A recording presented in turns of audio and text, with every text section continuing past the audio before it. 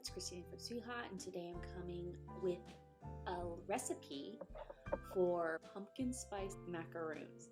And so everyone's always all crazy about pumpkin spice latte, so I went ahead and made a recipe for macaroons, which I love macaroons, and so I try to find different flavors and ways to make them. And since it's fall, it's a great time to try to play around with those fall flavors such as pumpkin, cinnamon, allspice type flavors. And so today that's the macaroon recipe that I'm doing, but I also have on my blog the actual pumpkin spice latte recipe, and then I have a few different pie recipes that are pumpkin related. So be sure to check those out.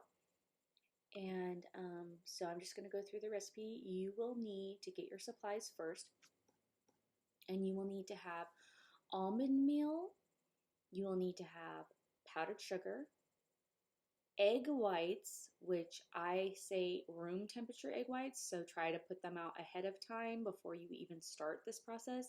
Have them out, or make them ahead of time and put them with saran wrap covering in a container overnight, and then do it like first thing in the morning. You will need pumpkin spice, cinnamon, granulated sugar, vanilla extract, or I also put that you can maybe put a drop of orange extract if you want like an orange vanilla creamsicle type flavor for the filling. Then you also need parchment, and if you want to add any food coloring to it, then whichever food coloring. And so for mine I did orange, but you can just leave it without any and just do like a vanilla.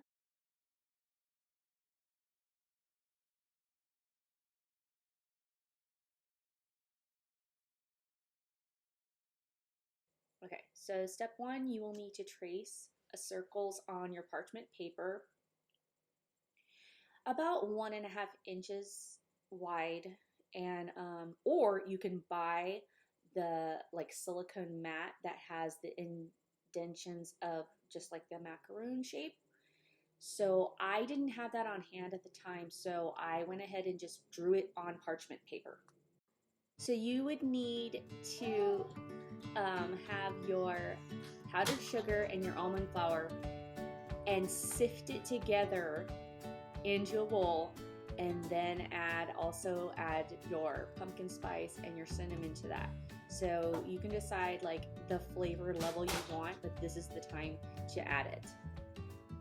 Okay, then you would need to your room temperature egg whites. You need to beat them together and gradually add in your granulated sugar by the tablespoon, and you need to do that until you form like stiff peaks, sort of like a meringue, but so you have this stiff peaks, like you just keep checking it. Then you would fold your powdered sugar almond mix with your egg whites together, and you're going to make a fluffy type mixture that you can pipe onto your pan, onto your mat or your paper, whichever you're using, your parchment paper or your mat. So then after that is when you're going to let that sit out for a little while, for about 20 minutes and up to 45 minutes. You're going to wait for those to sort of like set and like have a little bit of a like hard layer shell on it. So and that's when you're going to maybe start your preheating of the oven, because you're already waiting, you know, the 20 to 45 minutes.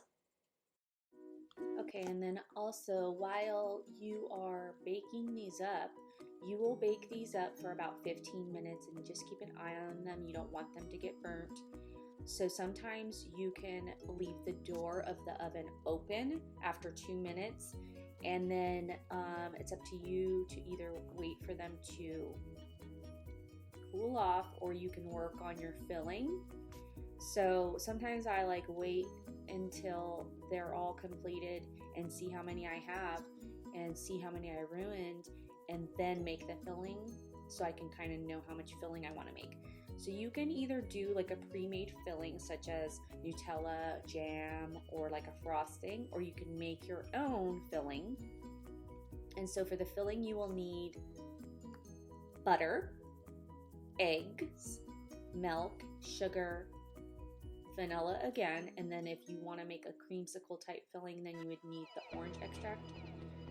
And all of this is on the blog, so both the macaroon and the filling recipes are on the blog. So any of the things that I'm missing or you're wondering about, go ahead and check out the link. It's going to be in the description. And so then you just whisk those ingredients together to make the filling, and then you can put it on on the stove in a pot, bring it to a boil, let it cool down, and then set to the side. So you bring it to a boil, let it turn it off, and then let it sit there. It will thicken, and then you let it cool before you even use it.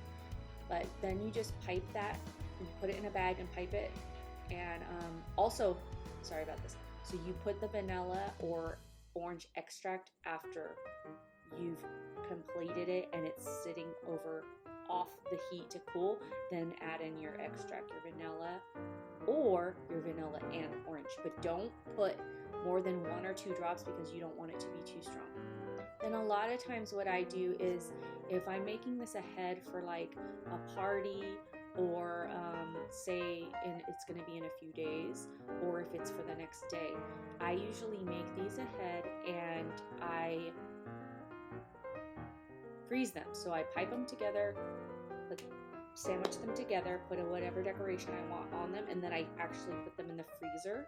And that keeps better than if you leave them out, or I would not put them in the fridge either. I would always just freeze them, and they stay like that freshness just stays and it's locked in. And it also creates sort of like a little texture where you bite into it and it's more like congealed, but like it's when you bite into it, it's more like a bite instead of crispy and then just like frosting. It's like all together soaks because the filling is inside. And so I think that happens no matter what, but that's just what I'm just saying. My experience is that when you do that and then I freeze it and then they're ready to go, you can either just keep them on hand, or you can use them for a party and then you just have it ready. Take them out before your party, take them wherever you're going for the party, and then you set them out and then they should be defrosted very quickly. Alright, that completes the tutorial recipe, and I hope you like it. And I just want to say really quickly that I'm not a professional pastry maker, baker. This is just something that I did at home, and if you want to try it because it's the pumpkin spice craze, then this is something maybe you'd want to try. And let me know if you try it out and how it turned out for you, if it tasted good or whatever. When I did make these, people said that they really liked it. I liked it, but it's always good to get that feedback to know that it turned out well and others also enjoyed it. All right, well, thank you so much for watching. Remember to be sweet and subscribe, like, comment below, share this video, and I will see you next time in the next video. Hi, Christina from SWEETHAUTE.